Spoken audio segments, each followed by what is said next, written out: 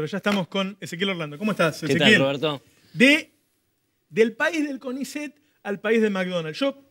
Discúlpeme que yo sigo reivindicando la década pasada, pero realmente fue un momento en que nosotros atisbamos la posibilidad de convertirnos en un país desarrollado. Y una de las cosas tenía que ver con la educación y con la inversión en ciencia.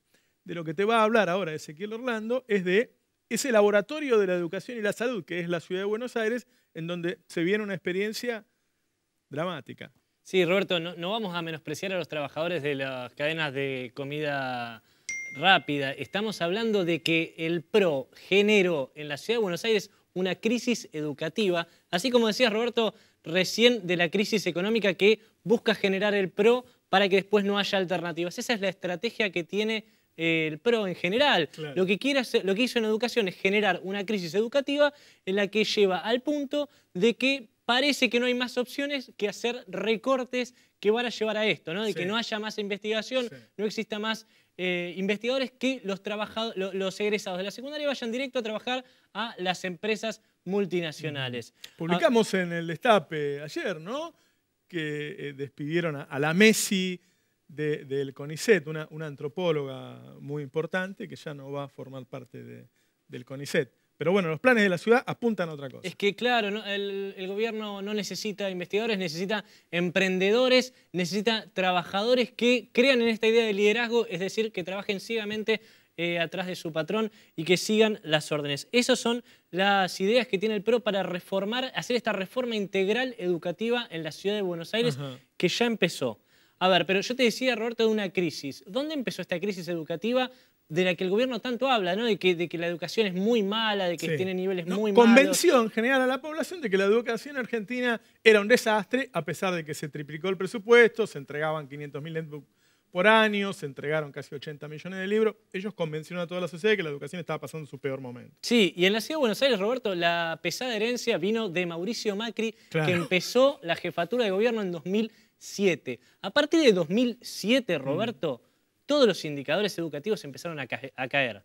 Vamos a hablar, por ejemplo, del presupuesto que le destinó el gobierno de la ciudad a la educación. No vas a poder creer, desde 2007 en adelante, ahora estamos mostrando de 2011 a 2017, cayó el porcentaje de participación del Ministerio de Educación en todo el presupuesto total. En 2011 usaban casi 28%, o sea, casi de 28 de cada 100 pesos que usaba el gobierno de la ciudad, iba al Ministerio de Educación. Hoy día son menos de 20, ¿sí? Perdón, esos son datos del mismo gobierno de la ciudad, ¿no? Del mismo gobierno de la ciudad, del mismo Ministerio de Educación de la ciudad de Buenos Aires. Es decir, el gobierno de la ciudad de Buenos Aires estuvo desinvirtiendo en educación para llevarnos a esta situación actual. Además, Roberto, el sueldo hoy, digamos, atrás de la desinversión viene el salario docente. El sueldo hoy de un docente está por debajo de la línea de pobreza medida por el propio gobierno de la ciudad de Buenos Aires. Un docente de jornada total gana 15.000 pesos, uno que recién empieza. La canasta de pobreza es de 18.000 pesos, ¿sí? Según el gobierno de la ciudad de Buenos Aires. Es decir, hoy un docente gana menos que lo que necesita para no ser pobre, sumado a todo lo que gasta un docente para justamente llevar adelante una clase, que es mucho más, ¿no? Esa es la manera que tiene el gobierno de la ciudad de desincentivar la carrera docente, lo viene haciendo desde 2007 y tuvo sus efectos, Roberto, porque de acuerdo a los mismos datos del gobierno, se reciben hoy de docentes casi la mitad de los que se recibían en 2007. Miren eso, ¿eh? En 2007, miren eso, cómo cae la cantidad de graduados, cómo vos no te vas dando cuenta. Pensá que Rodríguez Larreta gana por unas diferencias enormes en la ciudad de Buenos Aires porque a vos te gustan las plantitas que ponen, los cartelitos, esos colectivos que van todos por una misma línea, qué sé yo, y el tipo va bajando la inversión en educación y en salud. De manera silenciosa, por eso justamente, Roberto, es la estrategia del PRO esta, ¿no? Hacerlo de manera silenciosa, llevarte a una crisis que no te des cuenta y cuando ya es demasiado tarde te implantan lo que ellos plantean como la única alternativa. ¿Qué es lo que quiere entonces con esto el gobierno de la ciudad? Larreta, Macri, que no haya docentes críticos para que no haya estudiantes que salgan. Y ahí está el centro de la cuestión, guarda, ¿no? Lo que te va a comentar Ezequiel y también una especialista que vamos a poner al aire ahora. ¿Qué tipos de estudiantes quiere formar Larreta? Un tipo tenebroso, si los hay. Yo sé que te han hablado tan bien de él, porque mis colegas reciben mucho dinero de él, incluso algunos progresistas. Entrá a los blogs, cada periodista que tenga un blog, entrá y vas a ver las publicidades de Larreta que tienen. Un blog es una cosa que no tiene empleados, nada, ¿no? Y vas a ver la plata que distribuye Larreta, por eso nadie cuenta este tipo de cosas. Ahora viene el cambio. ¿Y qué es lo que proponen? Sí. Hablamos nosotros con Patricia Simeone, que es rectora del Joaquín B. González, que es uno de los 29 profesorados que el gobierno de la ciudad quiere cerrar. A ver, hay 29 profesores en la ciudad, el gobierno de la ciudad los quiere cerrar todos.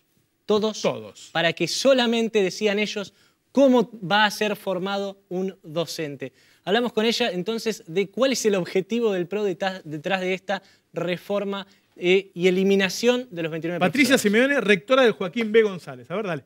El PRO tiene esta idea de formar un docente facilitador y no que sea parte constituyente junto con el estudiante de este proceso de enseñanza-aprendizaje. Un docente crítico, un docente formado en la teoría y en la práctica, en las dos cosas, como son nuestros docentes. Probablemente todo esto pueda molestar a ciertos intereses que, como esta decisión que es oficialista sin consulta y que de ser aprobada elegirían un rector ellos mismos oficialista, y que además va a ser controlado por una comisión que tiene mayoría oficialista. El rol del estudiante es un rol de un estudiante que está formado para la vida empresarial, para el trabajo, como un recurso de estos grupos, digamos, sí, empresariales que se puedan utilizar. Y si vos me preguntas, ¿eso está mal? No, eso es una parte de